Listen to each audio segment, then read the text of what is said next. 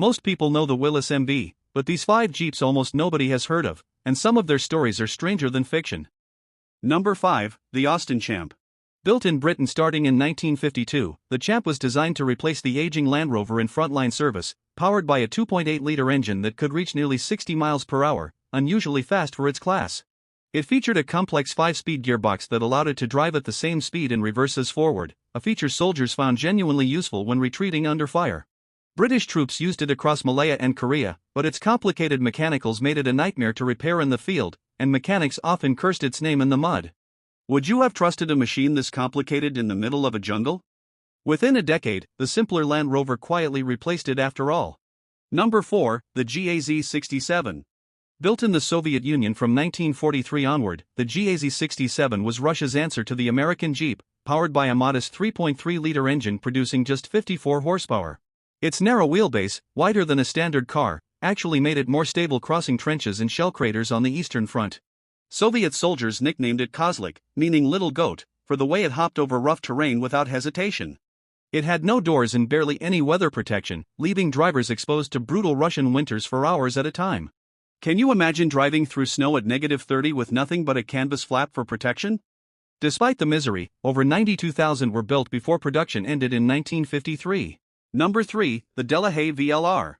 Built in France starting in 1951, the VLR was meant to restore French military pride after the war, powered by a 2.0-liter engine and featuring an unusual 4-wheel steering system that let it turn in impossibly tight spaces. French Foreign Legion units used it extensively during the Indochina War, where its narrow turning radius proved invaluable on cramped jungle trails. The complex steering system, however, was prone to failure under heavy use, and spare parts became almost impossible to find once fighting intensified. Soldiers stationed far from supply lines often watched their vehicles sit useless for weeks. Would you have relied on a machine that clever in a place where nothing could be repaired? Number 2, the Toyota BJ.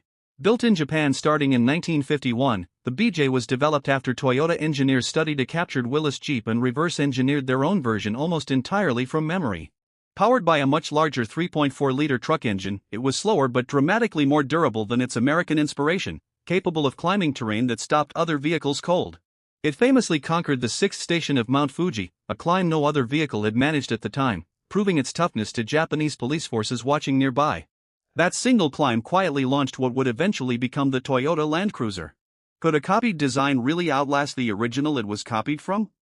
Number 1, the Bantam BRC-40. Built in Butler, Pennsylvania in 1940, the Bantam was the true original, the very first Jeep prototype ever built, created by a small, nearly bankrupt car company in just 49 days to win a desperate Army contract. Its lightweight 1,829-pound frame and clever design impressed Army testers so completely that it became the blueprint every future Jeep would copy. Then came the twist nobody saw coming. The Army feared tiny Bantam couldn't produce vehicles fast enough for a full war, so they handed Bantam's own winning design to Willys and Ford instead, letting bigger companies mass-produce it under different names. Bantam built barely 2,600 units before the company was pushed aside entirely, forgotten by the very war it helped equip.